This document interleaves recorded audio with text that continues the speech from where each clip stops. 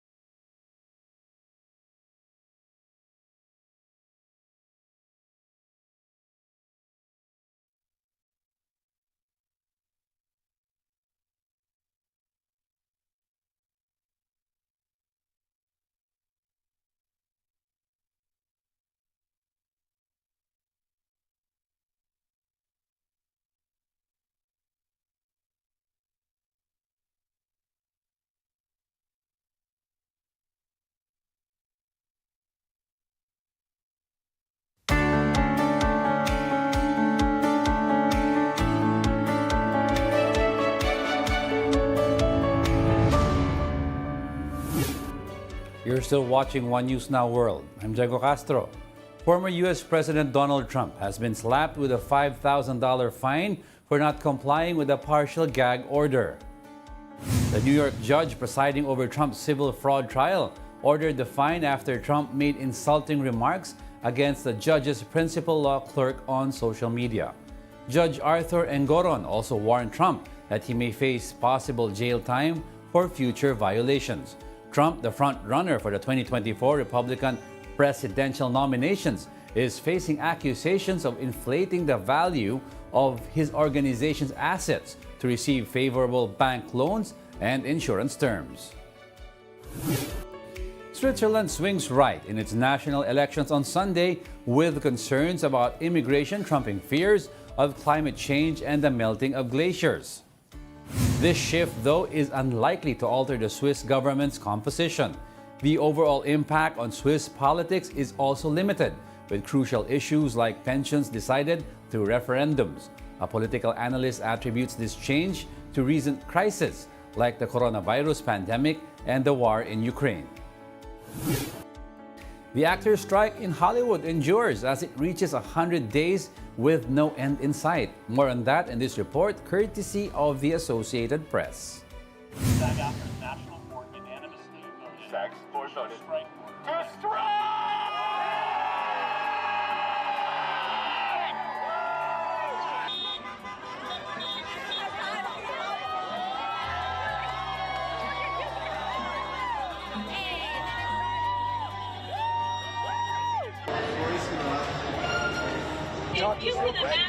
We gotta go. First, we gotta get her some water. Thank you, guys. It's crazy. So the jig is up, AMPTP. We stand tall. You have to wake up and smell the coffee.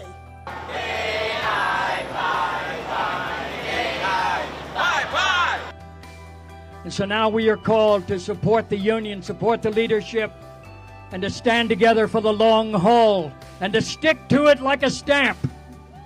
We deserve to be able to be protected from machines pretending to be us. We deserve to be working artists. Best special effect on any screen is the performance. So sad that they can't be here to celebrate it, but their work, I think, really speaks for itself. I think coming out of the pandemic, everybody realized there has to be some fairness in the pay. For us, for actors, for so many of the young actors, not young actors, actors who are struggling, they're making a third of what they used to make for the same amount of work for the same amount of time. So that's not fair, and so we're getting there. I think it's really truly coming from a real need, a desperation for things to change, and also pointing out some of the unfairness that is out there. I'm here picketing because I want to live long and prosper. And then with health insurance.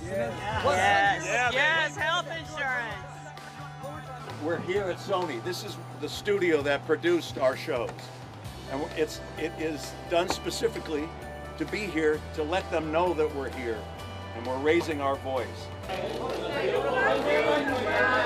And right over here, please. Cynthia, can you hold it up?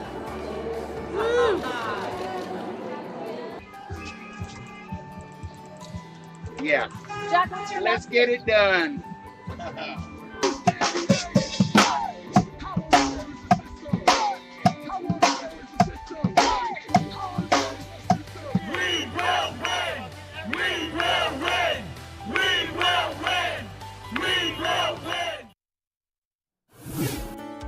And those are the top world headlines of the hour.